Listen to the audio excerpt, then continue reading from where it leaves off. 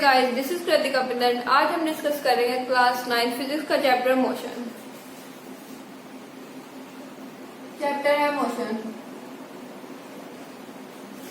तो सबसे पहले क्वेश्चन आता है कि व्हाट इज मोशन। तो an object is said to be in motion if its position change with respect to the surroundings with the passage of time. मतलब अगर कोई ऑब्जेक्ट है और उसकी पोजीशन चेंज हो रही है with respect to the surrounding with the passage of time, तो हम बोलेंगे कि वो ऑब्जेक्ट मोशन में है। तो जब हम मोशन की बात करते हैं तो यहाँ पे हम दो बेसिस पे बात करते हैं। पहला है सराउंडिंग और दूसरा है टाइम। टाइम तो आपको पता है कि चेंज होगा, तो यहाँ पे सराउंडिंग से क्या मतलब है। इसके लिए हम एक एग्जांपल ले लेते हैं। तो हम एज्यूम कर लेते हैं कि दो ट्रेन्स हैं जो कि आमने सामने रेलवे ट्रैक्स पर है, मूव कर रही हैं सेम डायरेक्शन में but with different velocities. We can say speed u and this v। और अब हम लेट कर लेते हैं कि इस ट्रेन में दो पैसेंजर हैं a एंड b और इस ट्रेन में भी दो पैसेंजर हैं c एंड d। तो जब हम बात करेंगे a की विद रिस्पेक्ट टू b, तो ये दो पैसेंजर एक दूसरे की रेस्पेक्ट में रेस्ट में है। लेकिन जब हम पैसेंजर ए की पैसेंजर सी के रेस्पेक्ट में बात करेंगे तो ये दोनों पैसेंजर एक दूसरे के रेस्पेक्ट में मोशन में है, क्योंकि ये दो ट्रेन मूव कर रही हैं डिफरेंट वेलोसिटीज के साथ। तो इन दोनों की रेस्पेक्ट में ये दोनों मोशन में है। उसके बाद अब जब हम मोशन की बात करते हैं तो यहाँ हमने बोला कि रेस्ट। तो यहाँ पे रेस्ट से क्या मतलब है। तो an object is said to be in rest if its position does not change with respect to the surroundings with the passage of time। यानी कि अगर कोई ऑब्जेक्ट है और उसकी पोजीशन चेंज ना हो with respect to the surrounding with the passage of time, तो वो ऑब्जेक्ट आपका रेस्ट में होगा। तो रेस्ट के बाद एक और टर्म हमारे पास आती है एब्सोल्यूट रेस्ट। Absolute rest.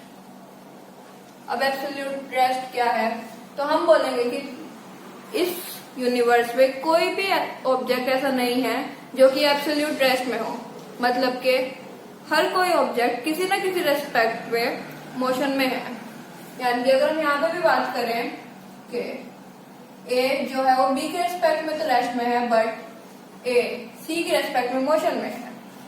अब अगर हम इस यूनिवर्स में यानी कि हमारी अर्थ पे अगर हम बात करें तो समझ लीजिए कि ट्रीज भी है, बिल्डिंग्स भी है, तो ये भी किसी न किसी रेस्पेक्ट में मोशन में है। तो ये किस रेस्पेक्ट में मोशन में है। अब जो हमारी अर्थ है वो रिवॉल्व कर रही है अराउंड द सन, तो ये ऑब्जेक्ट भी मोशन में ही माने जाएंगे। रेस्ट में हम इनको कंसिडर नहीं कर सकते। तो इसलिए एब्सोल्यूट रेस्ट में हम बोलेंगे कि no object in the universe can be consider in the absolute rest. Okay, इसके बाद हम बात करेंगे टाइप्स ऑफ मोशन की। मोशन के टाइप्स। तो पहला आता है यूनिफॉर्म मोशन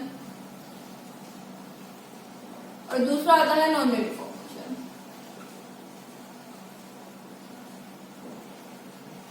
जब हम यूनिफॉर्म मोशन की बात करेंगे तो अगर कोई ऑब्जेक्ट इक्वल डिस्टेंस कवर करे इक्वल इंटरवल ऑफ टाइम में, तो वो ऑब्जेक्ट हमारा यूनिफॉर्म मोशन में है। यानी कि अगर कोई ऑब्जेक्ट है लेट ए और वो 10 मिनट में x डिस्टेंस कवर कर रहा है, तो वो अगली 10 मिनट में भी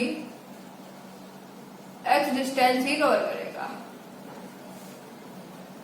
लेकिन जब हम नॉन यूनिफॉर्म मोशन की बात करते हैं तो if an object covers unequal distance in equal interval of time, यानी कि फिर से अगर हम a ही मान लेते हैं और ये ऑब्जेक्ट 10 मिनट में x मीटर डिस्टेंस कवर करता है, तो ये ऑब्जेक्ट अगले 10 मिनट में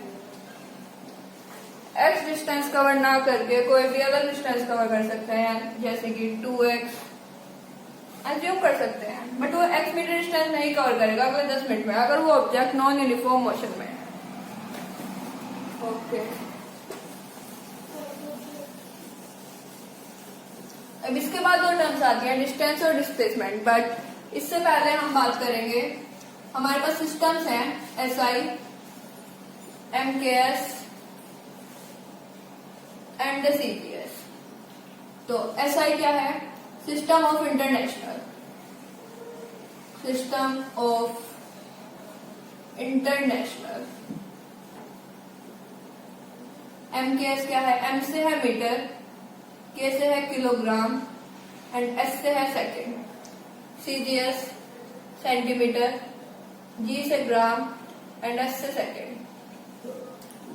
तो जब हम इन सिस्टम की बात करते हैं तो इनका रोल हमारे पास आता है न्यूमेरिकल्स में। जब हम न्यूमेरिकल सॉल्व करेंगे तो हम किसी एक ही सिस्टम में काम कर सकते हैं। ओके, वैसे हमारे पास एक सिस्टम और होता है FPS, बट इसकी अभी हमें यहाँ पे नीड नहीं है। F होता है हमारा foot, P pound and S second. तो हम जब न्यूमेरिकल सॉल्व कर लेंगे तो हम एज्यूम कर लेते हैं कि अगर हमारे पास डिस्टेंस दिया हुआ है मीटर में, तो अगर किसी ऑब्जेक्ट का मास है, जिसको आप लोग वेट बोलते हो, अगर हमारे पास किसी ऑब्जेक्ट का मास है तो वो ऐसा नहीं है कि हम उसे ग्राम में लेकर सॉल्व करेंगे, हमें वो किलोग्राम में ही सॉल्व करना होगा ताकि ये एक सिस्टम में आ जाए। ओके, इसके बाद हम बात करते हैं distance and displacement. Distance and displacement.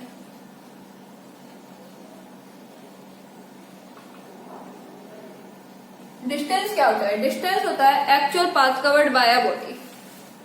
Distance होता है actual path covered by a body. और डिस्प्लेसमेंट होता है shortest path covered by a body. Shortest path covered by a body. अब इससे क्या मतलब है?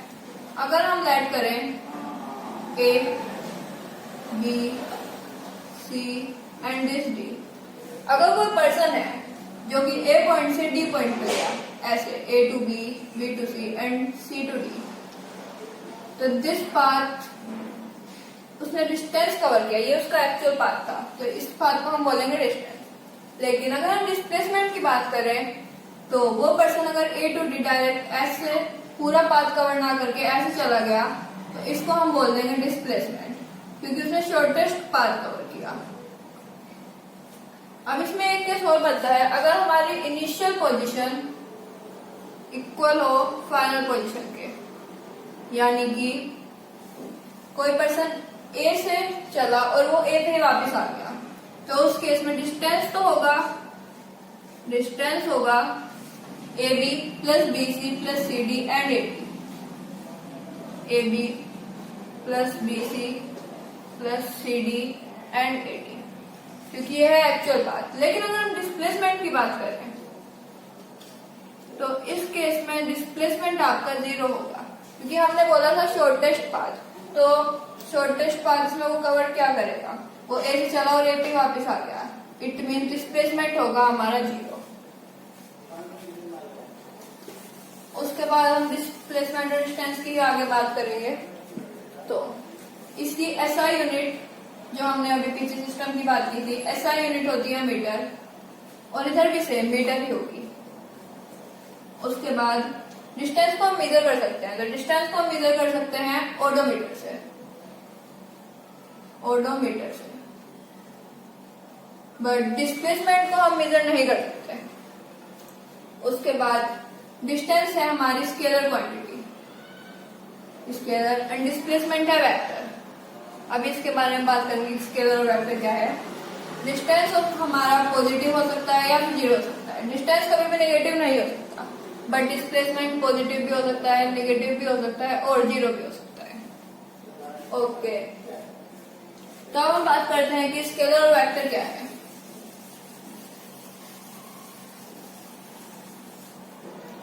जब भी हम किसी क्वांटिटी की बात करते हैं, चाहे वो फोर्स हो, डिस्टेंस हो, स्पीड हो या एनी अदर, तो या तो वो स्केलर क्वांटिटी होगी या फिर वेक्टर होगी। स्केलर क्वांटिटीज वे होती हैं जिसमें से मैग्नीट्यूड हो और डायरेक्शन ना हो। Magnitude and no direction.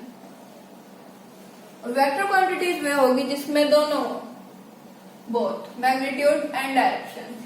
तो मैग्नीट्यूड से क्या मतलब है? अगर हम बोलेंगे डिस्टेंस किसी ऑब्जेक्ट ने डिस्टेंस कवर किया 10 मीटर का, तो जो 10 है वो आपका मैग्नीट्यूड है।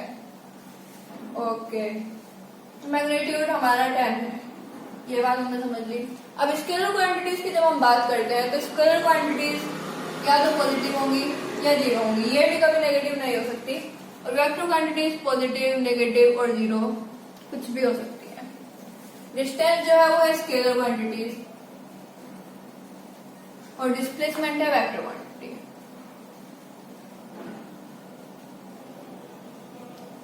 अगर हम और एग्जांपल की बात करें तो स्पीड आपकी स्केलर क्वांटिटी है और वेक्टर क्वांटिटी है आपकी वेलोसिटी। ये भी आपको बताएंगे कि डिफरेंस क्या है स्पीड और वेलोसिटी में।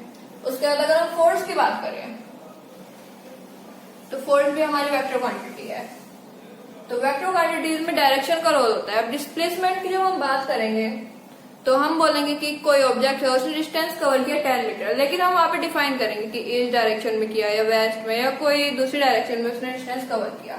ऐसे जब हम फोर्स की बात करेंगे तो हम बताएंगे कि फोर्स किस डायरेक्शन में अप्लाई हो रही है। तो ये था स्केलर एंड वेक्टर क्वांटिटी।